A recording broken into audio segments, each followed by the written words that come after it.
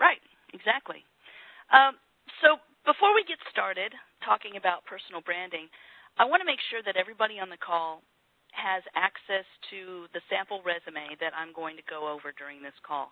So if you don't have that in front of you, you can view that and also download it into a PDF by going to my website, which is careerresumeconsulting.com, and then going to the page /teleclass, which is TELECLASS -goodies, GOODIES.PHP.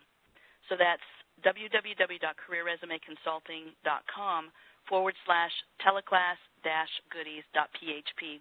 And I sent that in an email to everyone who's registered to listen to this call today. So you can check your email, and there's a link in that email that was sent a little over an hour ago. And you can click on that link and look at the resume that I'll be talking about. So first, let's talk about personal branding. Why do you need to brand yourself? You know, this is something that it's a term that's been tossed around. I've seen in a lot of websites, news articles over the last year, maybe 2 years. And it's something that I've used, the whole idea of personal branding, something that I've used since 2003. And it's really about setting yourself apart. It's all about how you define yourself to your audience, when your audience is going to be prospective employers. For a job seeker, branding is all about what you bring to any position that your competition doesn't. So the marketing world calls it a USP, or a unique selling proposition. They may call it a value proposition. But in job-seeking terms, it really is a unique combination of your experience and your strengths and your education. And nobody else has that combination of your experience/achievements, your strengths, and your education. That really is your unique selling proposition.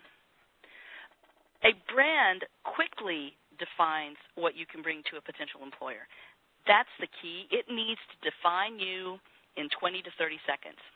You know, and there's an old adage out there in the career field that says you've got 20 or 30 seconds of somebody's attention before they decide to put you in the no pile of the resumes, or they decide to give you a call.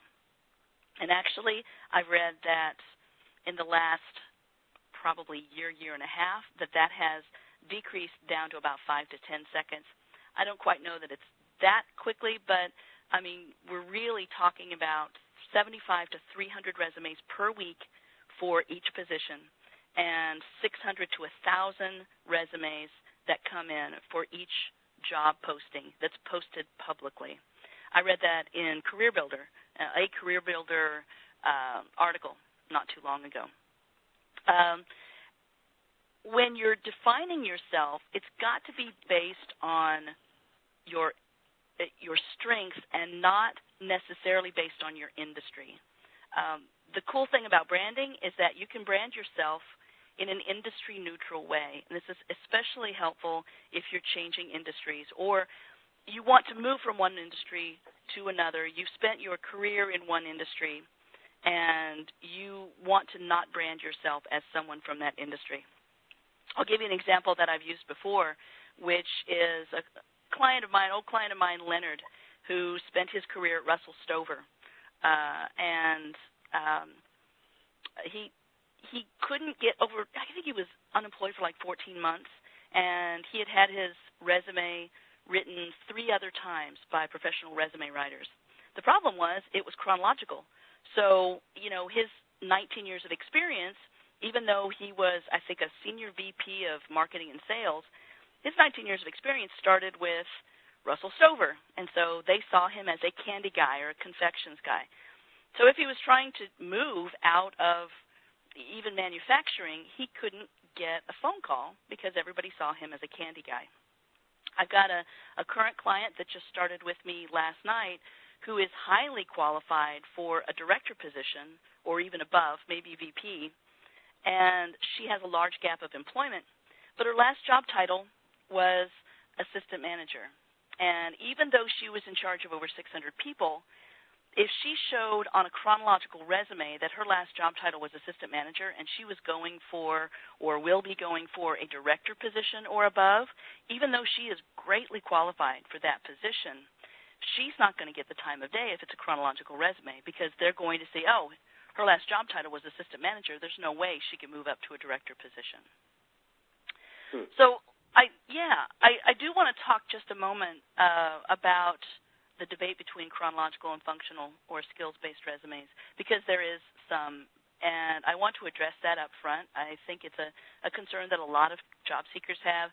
They've been told by recruiters and by HR people that they don't care for the functional resumes, and it's because they feel, oh, this person must be hiding something. It's not necessarily hiding. You're not deleting anything. You're minimizing some of the things that might keep you from getting a phone call. And I agree. If you're sending this only to HR people and to recruiters, they're going to call you and say, I hate this resume. Give me a chronological resume. But guess what? They've called you. And that's something that when I was interviewing Dave Templeman,